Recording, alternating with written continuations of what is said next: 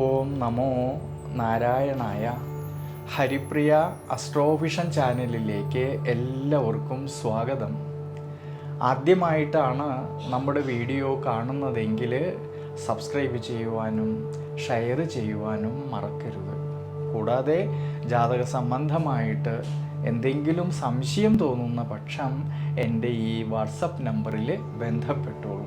ഞാനിവിടെ പറയുന്നത് ചിത്തിര നക്ഷത്രത്തിൽ ജനിച്ചവരുടെ പൊതുവായിട്ടുള്ള സ്വഭാവ സവിശേഷതകളെക്കുറിച്ചും 2025 പുതുവർഷത്തിലാണെങ്കിൽ ചിത്തിര നക്ഷത്രക്കാർക്കുണ്ടാകുന്നതായ ഗുണദോഷ ഫലങ്ങളെക്കുറിച്ചുമാണ് ഞാനിവിടെ പറയുന്നത്. ചിത്തിര നക്ഷത്രക്കാർ കാഴ്ചപ്പാടിൽ വളരെ ശാന്ത സ്വഭാവക്കാരാണെന്ന് തോന്നുമെങ്കിലും വളരെയധികം ബുദ്ധികൂർമ്മതയുള്ളവരാണ് ഈ നക്ഷത്രക്കാർ. സംസാരപ്രിയരായിട്ടുള്ള ഈ നക്ഷത്രക്കാർ പുതിയ കാര്യങ്ങളെക്കുറിച്ചിട്ട് അറിയുന്നതിനും അത് മനസ്സിലാക്കുവാനുമുള്ള ആഗ്രഹമുള്ളവരും കൂടിയാണ്.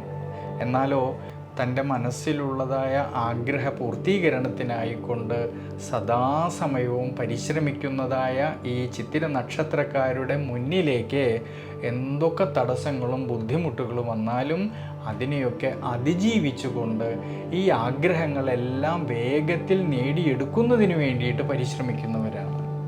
ഉത്സാഹശീലരായിട്ടുള്ള ഇവരാണെങ്കിൽ തൻ്റെ കൂടെ നിൽക്കുന്നവരോട് ഒന്നും തന്നെ മറച്ചു വെച്ച് സംസാരിക്കാത്തവരാണ്. തൻ്റെ കൂടെയുള്ളവരും ഉയർന്നു വരണം എന്ന് ചിന്തിച്ച് തൻ്റേതായിട്ടുള്ള എല്ലാ കാര്യങ്ങളും തുറന്നു പറയുന്നവരും കൂടിയാണ്. ഈ നക്ഷത്രക്കാർക്ക് ഒരുപാട് സുഹൃത്ത് ബന്ധങ്ങളും സ്നേഹിതന്മാരും കാണാറുണ്ട്.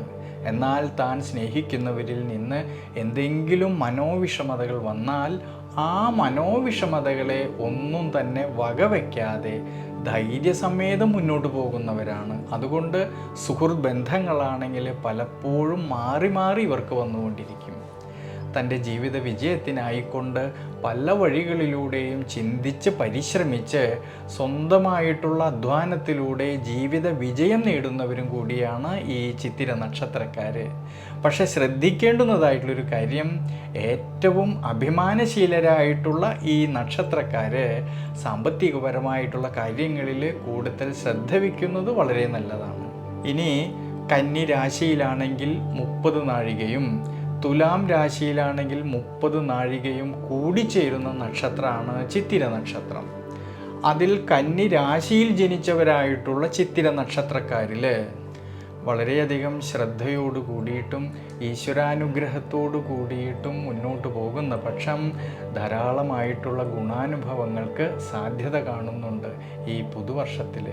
എന്നാൽ ശ്രദ്ധിക്കേണ്ടുന്നതായിട്ടൊരു കാര്യം, ഈ പുതുവർഷത്തിൻ്റെ ആരംഭത്തിൽ നിവൃത്തി സ്ഥാനമായിട്ടുള്ള 7ാം ഭാവത്തിൽ രാഹു നിൽക്കുന്നത് കൊണ്ടും 6ാം ഭാവത്തിൽ നിൽക്കുന്നതായ ശനീശ്വരൻ അഷ്ടമഭാവത്തേക്ക് നോക്കുന്നത് കൊണ്ടും പിന്നീട് ഈ ശനീശ്വരൻ മാർച്ച് മാസം 29-ാം തീയതി മീനം രാശിയിൽ കണ്ടകശനിയിലൂടെ സഞ്ചരിക്കുന്നതിനാൽ നമ്മൾ എന്തൊക്കെ പ്രവൃത്തികൾ ചെയ്യുമ്പോഴും വളരെയധികം ശ്രദ്ധയും ക്ഷമാശീലവും വിട്ടുവീഴ്ച മനോഭാവവും കൂടുതലായിട്ടും വേണ്ടുന്നതായിട്ടുള്ളൊരു സമയമാണ്. ചില സമയങ്ങളിലാണെങ്കിൽ മനസ്സിനൊക്കെ ക്ഷീണാവസ്ഥകളും ടെൻഷനും തോന്നുമെങ്കിലും ഈ പുതുവർഷത്തിൻ്റെ ആരംഭത്തിൽ സർവീശ്വരകാരകനായിരിക്കുന്ന ദേവഗുരുവായിട്ടുള്ള വ്യാഴം ഭാഗ്യസ്ഥാനത്ത് നിന്നുകൊണ്ട് ജന്മരാശിയിലേക്ക് നോക്കുന്നത് കൊണ്ട് കർമ്മപരമായിട്ടും ഭാഗ്യപരമായിട്ടും എല്ലാം നേട്ടങ്ങൾക്ക് സാധ്യത കാണുന്നുണ്ട്. ഈ വ്യാഴം മെയ് മാസം 14-ാം തീയതി കർമ്മസ്ഥാനത്തേക്ക് വരുന്നതും പിന്നീട് ഒക്ടോബർ മാസം 19-ാം തീയതി ലാഭസ്ഥാനത്ത് ഉച്ചബലത്തോടു കൂടിയിട്ട് സഞ്ചരിക്കുന്നത് കൊണ്ടും വിശേഷിച്ച് ഈ വർഷത്തിൻ്റെ അവസാനം ഡിസംബർ മാസം 4-ാം തീയതി വീണ്ടും ഈ വ്യാഴം കർമ്മസ്ഥാനത്തേക്ക് വരുന്നതിനാൽ കർമ്മസംബന്ധമായിട്ട് നിലനിന്നിരുന്നതായിട്ടുള്ള ബുദ്ധിമുട്ടുകളും തടസ്സങ്ങളും എല്ലാം നീങ്ങിയിട്ട് കർമ്മസംബന്ധമായിട്ട് ധാരാളമായിട്ടുള്ള ഗുണാനുഭവങ്ങൾക്ക് സാധ്യത കാണുന്നുണ്ട്. ഈ സമയത്ത് സ്വയം തൊഴിൽ ചെയ്യുന്നവരിലും ബിസിനസ് മേഖലകളിൽ പ്രവർത്തിക്കുന്നവരിലും ഔദ്യോഗിക മേഖലകളിൽ പ്രവർത്തിക്കുന്നവരിലും പുതിയ പുതിയ ചിന്തകളിലൂടെ കർമ്മസ്ഥാനത്ത് ധാരാളമായിട്ടുള്ള മാറ്റങ്ങൾക്ക് സാധ്യത കാണുന്നുണ്ട്. പ്രത്യേകിച്ച് അധ്വാനിച്ചതിൻ്റേതായിട്ടുള്ള ഗുണഫലങ്ങൾ കിട്ടുന്നതായിട്ടുള്ളൊരു സമയം കൂടിയാണ്.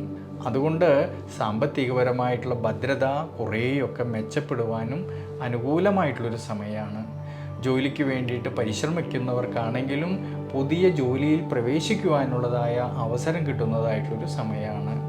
ഭാര്യാഭർത്തൃ ബന്ധങ്ങളിലായാലും സന്താനഭാവങ്ങളിലായാലും കുടുംബത്തിലായാലും കുടുംബ ബന്ധങ്ങളിലായാലും ധാരാളമായിട്ടുള്ള ഗുണാനുഭവങ്ങളും അഭിവൃദ്ധിയും മനസ്സന്തോഷത്തിനും എല്ലാം സാധ്യത കാണുന്നുണ്ട്.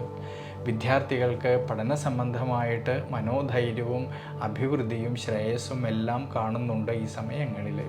ഈ ഗുണാനുഭവങ്ങളെല്ലാം ഉണ്ടെങ്കിൽ തന്നെ ശ്രദ്ധിക്കേണ്ടുന്നതായിട്ടുള്ളൊരു കാര്യം, മാർച്ച് മാസം 29-ാം തീയതി ശനീശ്വരൻ നിവൃത്തി സ്ഥാനത്ത് കണ്ടകശനിയിലൂടെ സഞ്ചരിക്കുന്നത് കൊണ്ട് കർമ്മസംബന്ധമായിട്ട് ഈ സമയത്ത് പുതിയ പുതിയ തീരുമാനങ്ങൾ എടുത്ത് പ്രവർത്തിക്കുമ്പോൾ കുറച്ചൊക്കെ ശ്രദ്ധ വയ്ക്കുന്നത് വളരെ നല്ലതാണ്. അതുകൊണ്ട് കന്നിരാശിയിൽ ജനിച്ചവരായിട്ടുള്ള ചിത്തിര നക്ഷത്രക്കാർ ഈ സമയത്തെ മനസ്സിലാക്കിക്കൊണ്ട് നവഗ്രഹ ക്ഷേത്രത്തിലെ ശനീശ്വര പ്രീതികരമായിട്ട് ശനീശ്വരന് നീരാഞ്ജനം ചെയ്യുന്നതും എള്ളെണ്ണ കൊണ്ട് ശനീശ്വരന് അഭിഷേകം ചെയ്യുന്നതും വളരെ നല്ലതാണ്.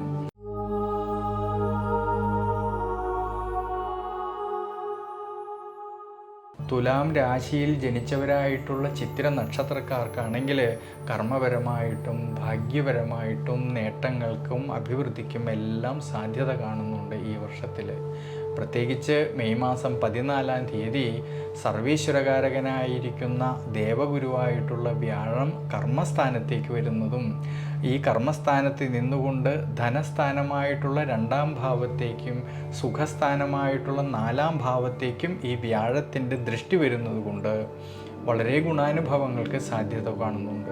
വിശേഷിച്ച് ഒക്ടോബർ മാസം 19-ാം തീയതി ആണെങ്കിൽ ലാഭസ്ഥാനത്ത് ഈ വ്യാഴം ഉച്ചബലത്തോടു കൂടിയിട്ട് സഞ്ചരിക്കുന്നത് കൊണ്ട് വളരെയധികം ലാഭകരമായിട്ട് കർമ്മസംബന്ധമായിട്ടെല്ലാം ശ്രേയസ്സിന് സാധ്യത കാണുന്നുണ്ട്. ഈ സമയത്ത് കർമ്മസംബന്ധമായിട്ട് നിലനിന്നിരുന്നതായ തടസ്സങ്ങളെല്ലാം നീങ്ങിയിട്ട് ധാരാളമായിട്ടുള്ള ഗുണാനുഭവങ്ങൾക്ക് സാധ്യത കാണുന്നുണ്ട്. കൂടാതെ ഭാര്യാഭർത്തൃ സന്താനഭാവങ്ങളിലായാലും കുടുംബത്തിലായാലും കുടുംബ ബന്ധങ്ങളിലായാലും വളരെയധികം ശ്രേയസ്സും അഭിവൃദ്ധിയും എല്ലാം കാണുന്നതായിട്ടുള്ളൊരു സമയമാണ്. വർഷത്തിൻ്റെ ആരംഭത്തിലാണെങ്കിൽ വിഷ്ണു ക്ഷേത്രത്തിൽ ഭഗവാന് അഷ്ടോത്തര മന്ത്രം കൊണ്ട് അർച്ചന ചെയ്യുന്നതും വിഷ്ണു സഹസ്രനാമ അർച്ചന ചെയ്യുന്നതും വളരെ വളരെ ഉചിതമായിട്ട് കാണുന്നുണ്ട്.